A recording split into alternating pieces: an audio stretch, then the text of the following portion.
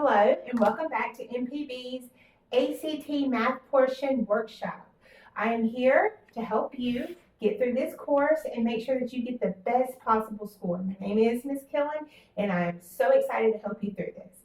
So let's go ahead and get into our lesson 3. We are looking at the math portion of ACT, and today's lesson is general tips to help us make the best possible score. So let's go ahead and jump in and see what we've got. All right, tips that can help you on your math test. As we know, it is 50 minutes to take the 45 questions. We don't want to get bogged down, but we do have a little bit more time per question. Don't leave a question unmarked. Don't leave it blank.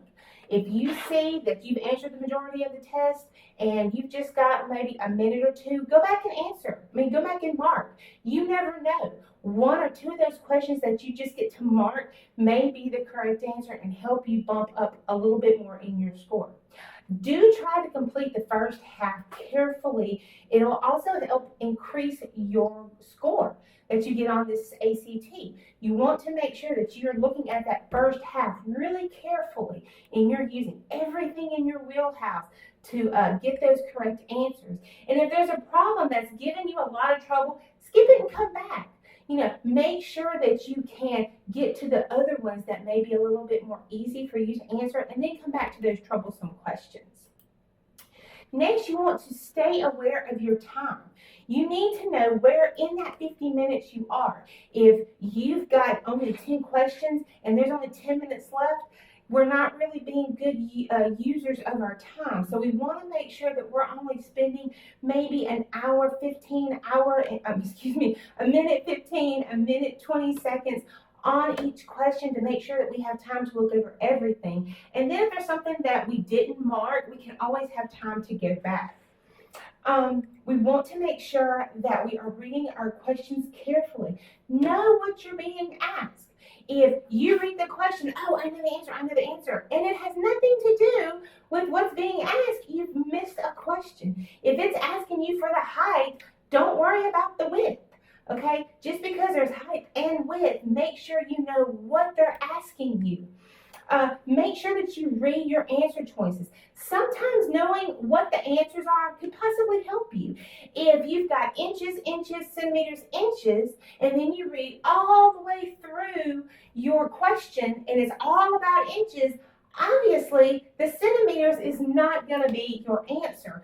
So you want to make sure that you read those answer choices just so you have them in the back of your mind as you're working through your problem.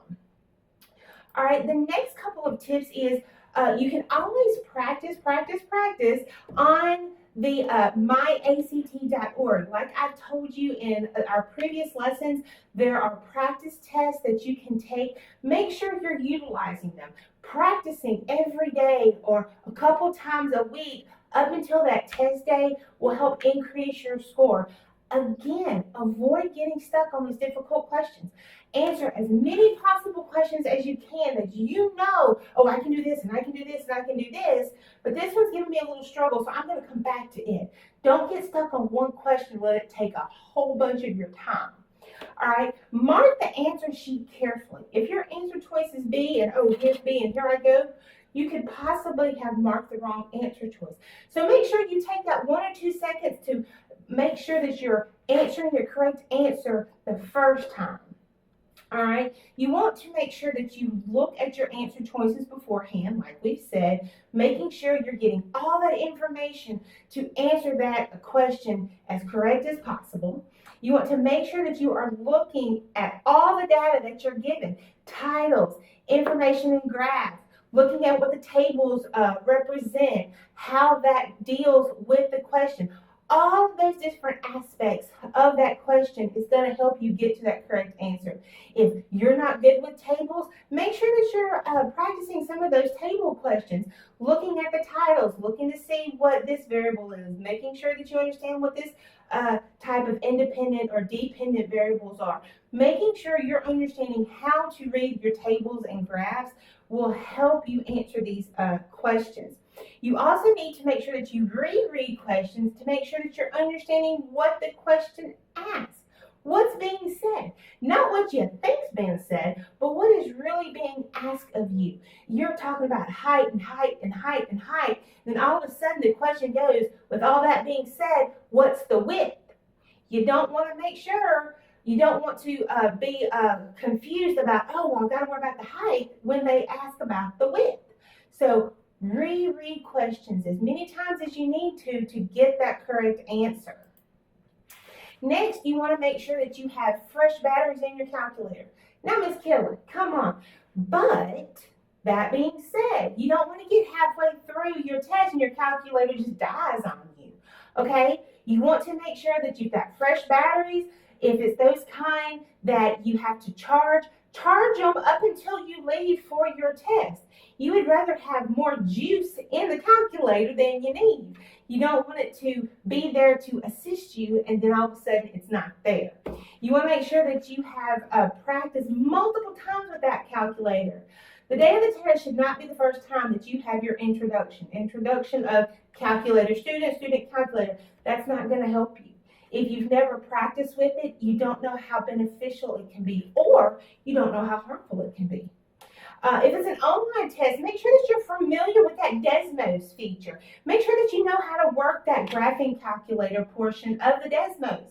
That should not be the first time that you've ever seen it, because if you've never worked with Desmos, it's not going to help. It's going to be a hindrance or harming you from getting that best possible score. So make sure that you practice multiple times with the tools that you're allowed to use on your version of the test.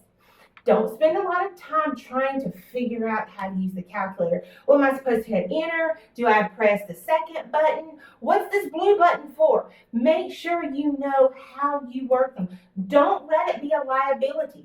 ACT tells you you can do every single question on this math portion without a calculator. You're kidding. No, I'm not. Everything on this math portion, you can work paper pencil. You don't have to have a calculator. It's there to assist you and help you check to make sure that you got the right answers. So make sure it doesn't become a liability. Test items that potentially use the calculator will fall into 3 categories. You've got faster with the calculator, which is really good usage. You've got faster without the calculator, meaning you're very poor in that type of concept or that type of question using your technology tool.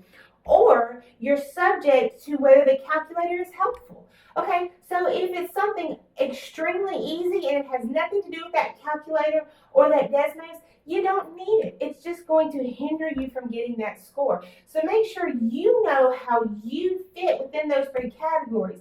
If you need it, use it. If it's the kind of question that you don't need it, don't even touch it, because it's just going to take away from time that you could possibly get the correct answer. All right? Now, we have gone over the structure of the test. We've looked at how we can see it, how we can score it, what those scores mean, how those scores can help us and affect us.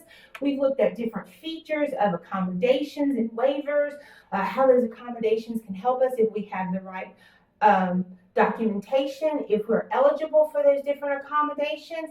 We've also looked at some general tips that will help us gain the best possible score. So these first 3 lessons have really given us a lot of information and knowledge about the test itself. So our next lesson, we're going to take all of this knowledge that we've learned and put it into practice. So in our next lesson, we're going to look at a practice test. So until next time, make sure that you practice. And I am Miss Keller from MPB telling you to have a great day.